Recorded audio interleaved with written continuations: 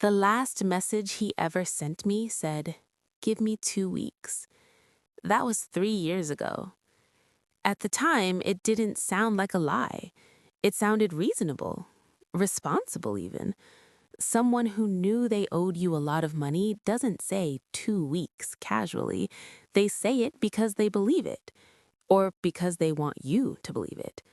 I remember reading the message, setting my phone down and telling myself I'd wait. 2 weeks felt fair. I didn't know that message would be the last proof I'd ever have that I existed to him at all. Before the money, before the silence, before everything collapsed. His name was Ethan Cole. We met through work, nothing dramatic, no big introduction. A mutual contact brought him into a small project I was already involved in, the kind where competence reveals itself fast. Deadlines are tight, pressure is real, there's nowhere to hide. Ethan stood out immediately, not because he dominated conversations, but because he didn't. He listened, took notes, asked questions that showed he was already thinking 3 steps ahead. When he spoke, it wasn't to impress, it was to clarify. That alone made people trust him. His reputation was solid, not polished, earned. No whispers when he wasn't in the room, no quiet warnings, no history of burned partners or unfinished deals. People who'd worked with him before spoke plainly. He delivers. We kept working together.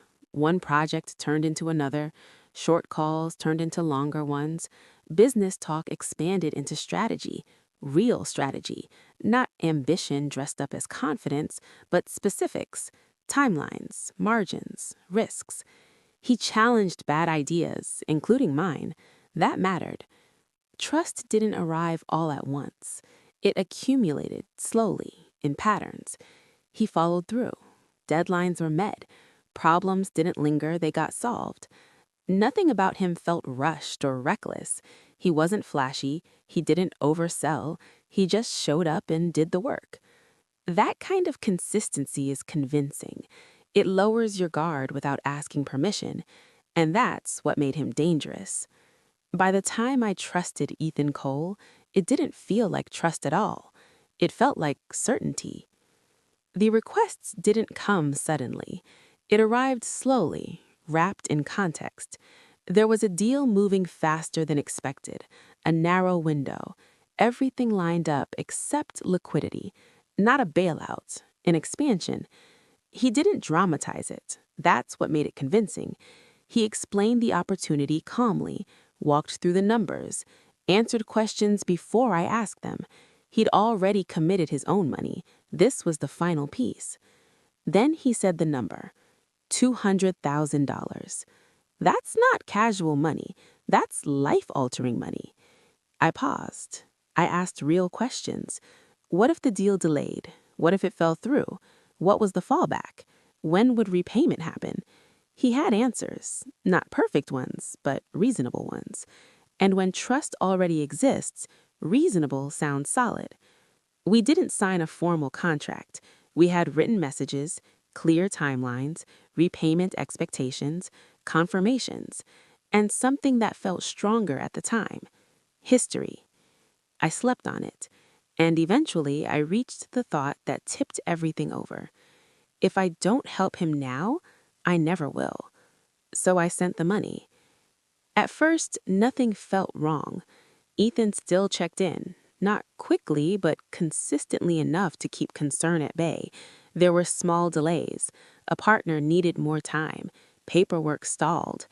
Anyone who's worked in business has heard those explanations before. They were ordinary, believable. Then the rhythm changed. Replies that used to come the same day began arriving days later. When they did, they were thinner, less substance, fewer specifics. Where there had once been numbers and dates, there were now placeholders. Soon, almost there. I noticed the shift. I just didn't name it. Doubt feels disloyal when trust is still breathing. Calling it out would have meant admitting something was wrong, and I wasn't ready for that yet. So I adjusted instead, lowered expectations, told myself the real work was happening off-screen, that progress doesn't always announce itself. Then one update never came. I waited a day, then another. Nothing. I sent a follow-up. Polite, casual, no pressure. Unread. That was the moment the number stopped being abstract and started sounding loud. $200,000.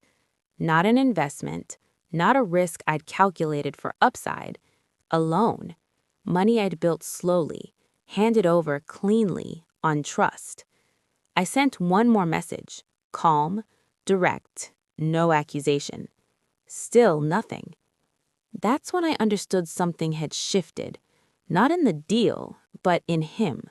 And whatever was happening, I was no longer being included in it. The silence didn't arrive all at once. It crept in. Deadlines passed without comment. Promised updates never came. Messages were left unread. Calls went straight to voicemail. At first, I worried something had happened to him, an emergency, a crisis. Then I checked social media. His presence had thinned, fewer posts, more controlled, and eventually, I was gone. Blocked, removed, erased. That's when it stopped feeling like a delay and started feeling like avoidance. Anger came slowly, not explosive, a low, steady burn. Not just at him, but at myself. I replayed conversations, looked for red flags I'd ignored, questioned my judgment, my trust, my instincts. And then came something worse than anger, embarrassment.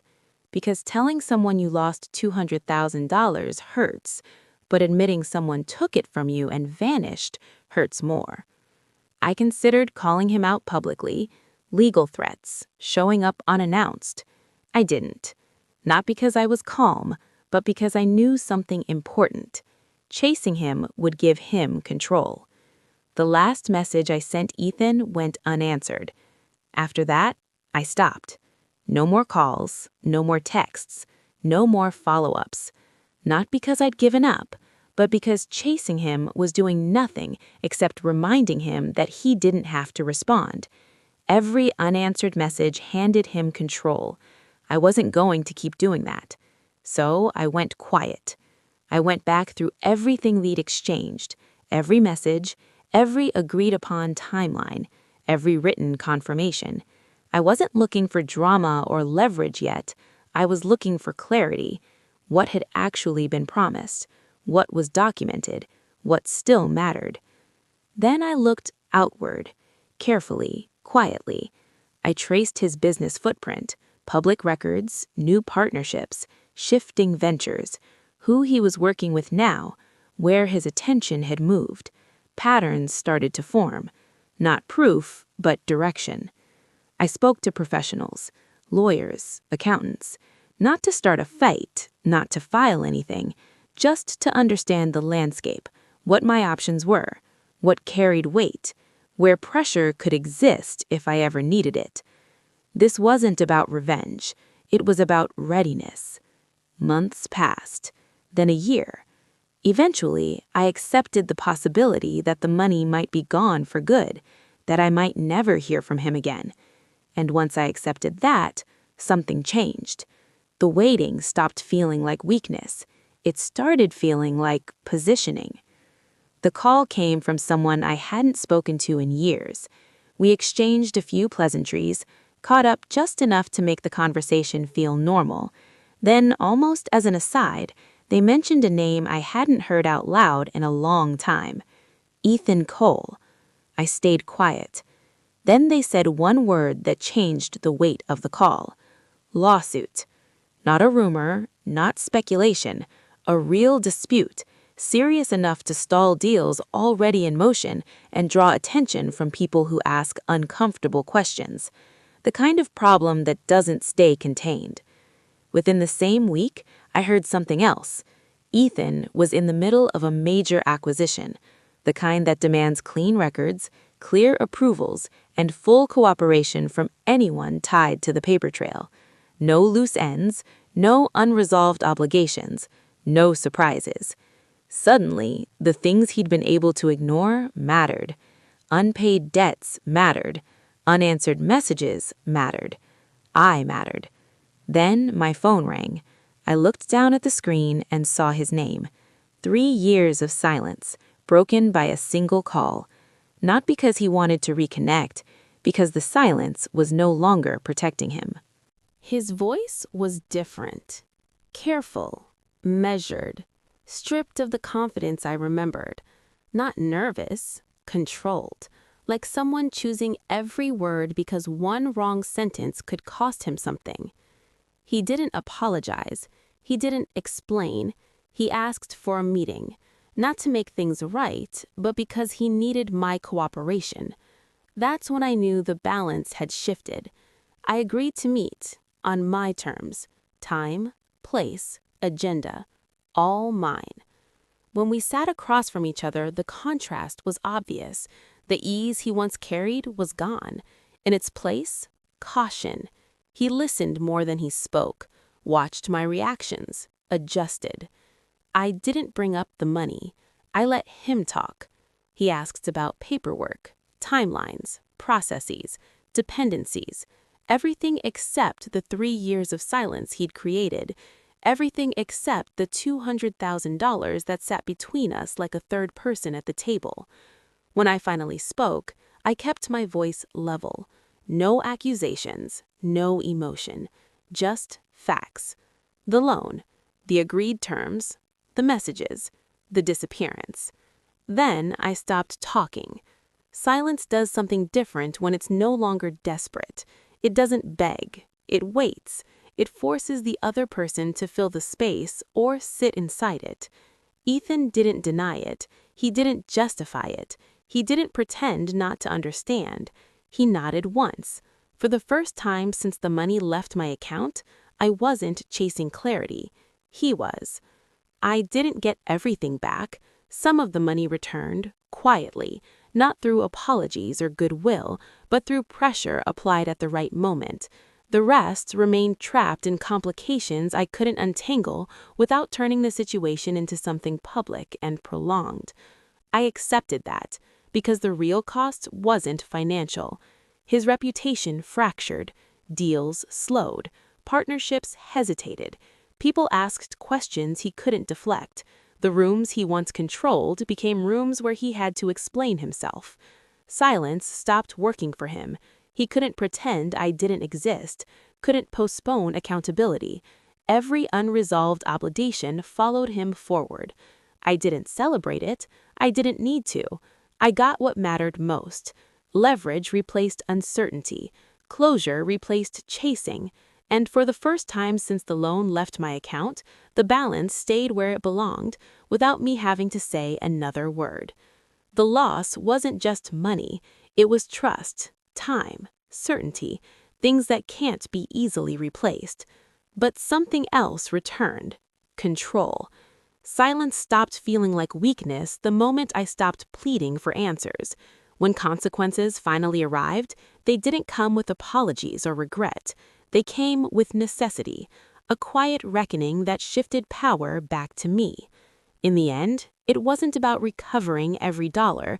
It was about reclaiming control, setting boundaries, and knowing when to hold firm even when everything else seemed lost. If someone disappeared with something you worked years to build, what would you do? Chase them or wait? Because sometimes the tables don't turn when you demand answers. They turn when silence stops protecting the person who created it. And when that happens, you don't need to say much at all.